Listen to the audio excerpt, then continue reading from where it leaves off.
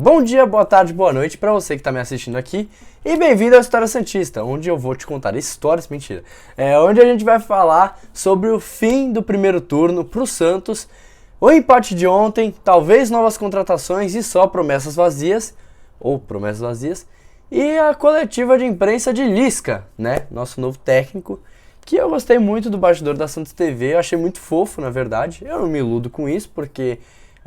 eu tenho uma teoria de que antes de falar, né, e você acreditar na fala de alguém, você tem que acreditar nas ações das pessoas. Pessoas, técnico, dirigente, jogador, então, né, se eu uso isso na minha vida, então por que não usar com o meu clube? Mas antes, já solicito a você, me permita chamar de você, curtir, comentar, se inscrever e ativar o sininho. E também vai nas outras redes sociais do História Santista, onde no TikTok a gente está muito ativo, as notícias saem em primeira mão, na hora. E no Twitter tá acompanhando base, os jogos também. E vai participando, vai conversando. Basicamente esse canal é para transmitir um pouco da história do Santos, do momento do Santos. E é sempre essa parada torcedor. E eu, que também sou torcedor, mas sou jornalista. E você também pode ser jornalista, torcedor, não tem problema nenhum. Só vamos trocar essa ideia. Tá bom? Então vamos lá, né? Vamos falar sobre o jogo de ontem, né? Santos e Fortaleza. Foi um joguinho meio chato, né? Um joguinho com poucas chances. Um jogo onde o Santos mais bloqueou do que atacou, né? Chutes. Se não me engano, foram quase 20 chutes bloqueados ontem. Não sei que maluquice aconteceu ontem. Mas eu acho que um destaque positivo foi a reestreia do Alex, né? Um zagueiro canhoto, né? Que era uma coisa que o Bustos pedia bastante. E ele, achei que foi bem, achei que o Famalicão, pelo menos em uma partida, né, pelo que a gente pode ver, tava treinando separado, teve a oportunidade após desfalques e vendas e rescisões e tudo mais, e problemas com o Jair também. O Lisca encontrou no Alex uma solução, né, mais uma opção na zaga, que é uma posição que ultimamente a gente tem tido vários problemas, né. Rescisão de Velasquez, Kaique vendido, Maicon machucado. Aí as opções são Bauerman, Alex, Jair, que é o menino do Sub-20, o Zabala, que ainda nem jogaram. E provavelmente um dos dois vai ter a oportunidade, se o Maicon não se recuperar, contra o Fluminense na segunda. Então é algo que preocupa, sim, porque são jovens com um time que é muito bem treinado, que é o Diniz. Vocês sabem, acho que desde a época do próprio Diniz no Santos, que eu sou um grande admirador do Diniz, mas infelizmente não deu certo no Santos e tudo mais. E bom, eu tô olhando tanto pro lado aqui, porque a gente vai falar sobre o fim do turno do Santos, fim do primeiro turno, que, assim, eu acho que na média, porque se esperava do Santos, acho que tá bom, cara. A gente começa uma temporada quase sendo rebaixado no Paulistão de novo. Então, eu não sou o tipo de torcedor que ia esperar alguma coisa positiva nesse ano. Muita gente acreditava, eu também acreditava ligeiramente que a gente pudesse chegar a fases finais da Sul-Americana. Não foi o que aconteceu. Na Copa do Brasil a gente pegou uma pedreira logo de cara, então era muito pouca a chance da gente passar, ainda mais com aquele vexame na Neoquímica Arena.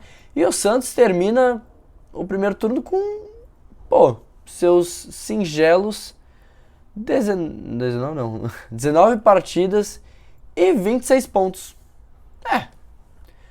Pro Flamengo, que é o sexto colocado, tem uma diferença de 4 pontos. Mas assim, não pense você que o Santos está totalmente livre de qualquer chance de rebaixamento ou algo do tipo. Até porque o Santos tem 26, Cuiabá, que é o 16º, tem 20. O América Mineiro tem 21. Então esse campeonato tá muito embolado, tanto na parte de cima quanto na parte de baixo, e o meio não tá salvo. Então são coisas que a gente tem que se atentar, né? Bom, vamos conversar um pouco sobre os números do Santos nesse primeiro turno. O Santos tem uma das melhores defesas do campeonato. A segunda melhor defesa atrás do Palmeiras, que tomou 13 gols, e o Santos 16. Mas o problema do Santos não é a defesa, né? Por incrível que pareça. De tanto que a gente reclama de lateral, de chute, é o ataque, que só 22 gols.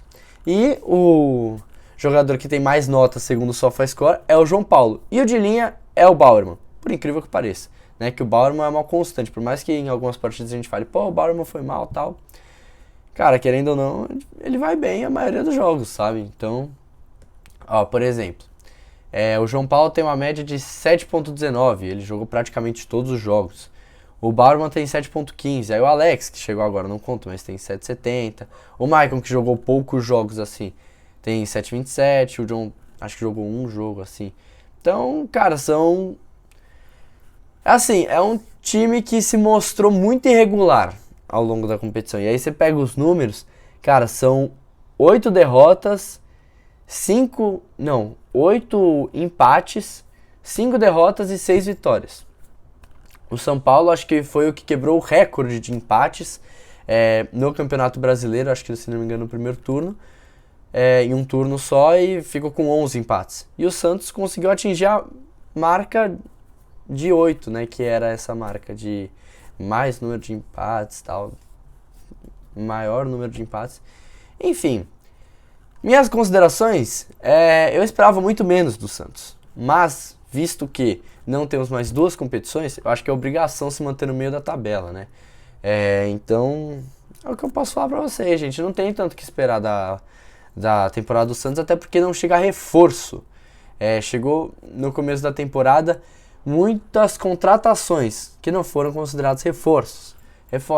Como, por exemplo, o Angulo, que ontem teve uma oportunidade, mas faltava muito pouco tempo. O Julio, que parou de ter continuidade, mas o Lisca elogiou os dois e promete dar continuidade aos dois. Tentar aproveitar. O Goulart, que foi embora. O Bustos também, que foi embora. Então, Velasquez, que foi embora. O Kaique, que foi embora. Então, cara, é muita gente. E o John quase que vai embora, entendeu? Então, eu acho que é muita gente indo embora pra pouca gente chegando. O Santos tá indo atrás do Blondel, que não responde. O Tigre... tá com problema nas tratativas da forma de pagamento. O Santos quer pagar parcelado, mas o Tigres quer um valor a mais, então... E não responde, o Mário Fernandes não responde mais. É uma coisa muito louca. E aí o Santos vai atrás de centenas de laterais, argentinos. Aí o Lisca vai na coletiva e fala que não precisa ser tanto estrangeiro, né? Então acho que assim... Tem umas coisas na entrevista, na coletiva do Lisca que hoje me incomodaram um pouco. Ele falando da organização do Santos, mas me lembra muito do caso do Rogério Ceni no começo do ano, que ele fala, por exemplo, da piscina de São Paulo e tudo mais. Ele chegou metendo pau, e o pessoal, não poderia ser resolvido na diretoria e tal, mas o Rogério Ceni é uma entidade, né? Uma entidade, um deus lá no São Paulo, né? O Lisca tá tendo sua primeira oportunidade em um time grande. Quando eu tô dizendo time grande entre aspas, é porque, por exemplo, o Vasco que ele trabalhou. No Vasco é um time enorme, só que não tá numa fase boa, tá na Série B, então nesse alto escalão da Série A. Eu acho que ele quis dizer isso. As palavras do próprio Lisca, né?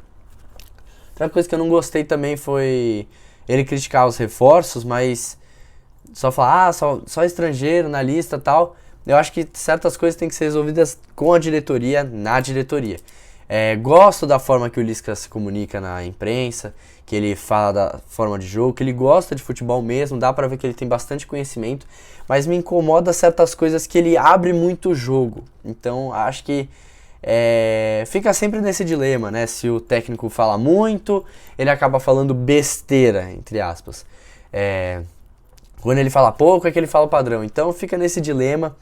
Mas eu gosto das coletivas, eu que fico cortando assim, eu gosto, me apetece assim. É uma chuva de conhecimento. Fora que eu tenho que cortar, né? Porque ele fala muito. Mas, bom, vamos falar de transferências, né? O Santos já foi atrás de Quinteiro para saber a situação. Blondel tá parado. Surgiu notícias que o Santos tá atrás de 2 laterais, né? Tanto do União, tanto do Colón, né? E eu vou pegar os nomes aqui para vocês. Lateral direito, Colón, Santos. O Vene Casagrande publicou que é o Eric Messa, que o Santos está indo atrás. E já quis saber a situação do jogador.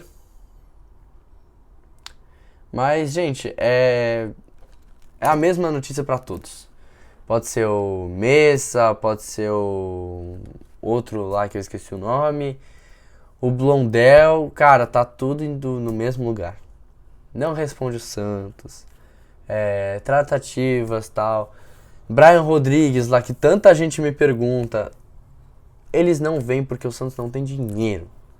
todos os times querem uma quantia antes, querem a opção de compra, e o Santos não tem como comprar jogadores.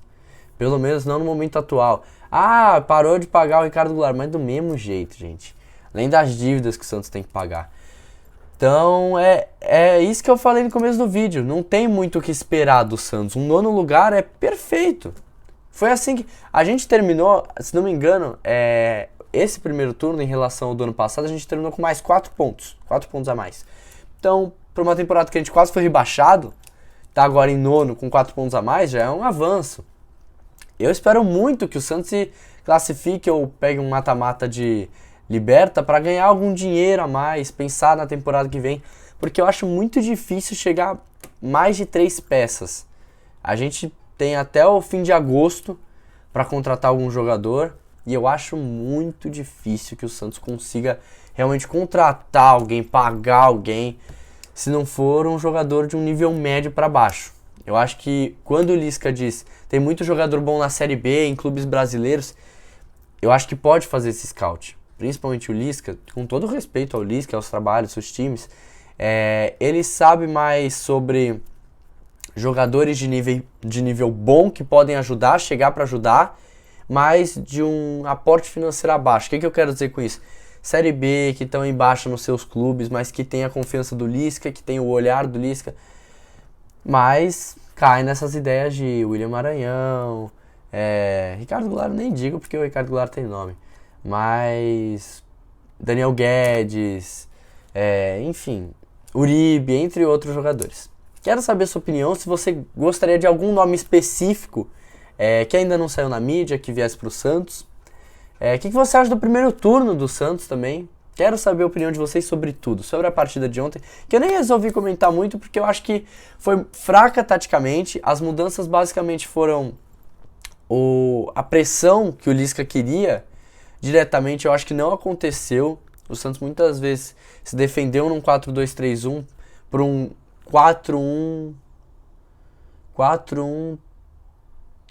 não, 4-1-4-1, muitas vezes com a linha de 4, o Rodrigo Fernandes, e aí Camacho, Bruno Oliveira, Batistão, que foi muito mal ontem, mas eu acho que foi mais por conta do gramado e por causa do coletivo. Eu acho que o coletivo do Santos está muito desorganizado e é isso que ele vai tentar trabalhar nessa uma semana. E Lucas Braga, que pra mim foi um ponto-chave ontem, e o Marcos Leonardo, que teve algumas chances e sim desperdiçou, mas é questão de jogos, cara. É questão de jogos, é o que a gente fala. Molecada é nova, o Ângelo chegou dando um gás também, mas é importante a parte dele voltar pra marcar.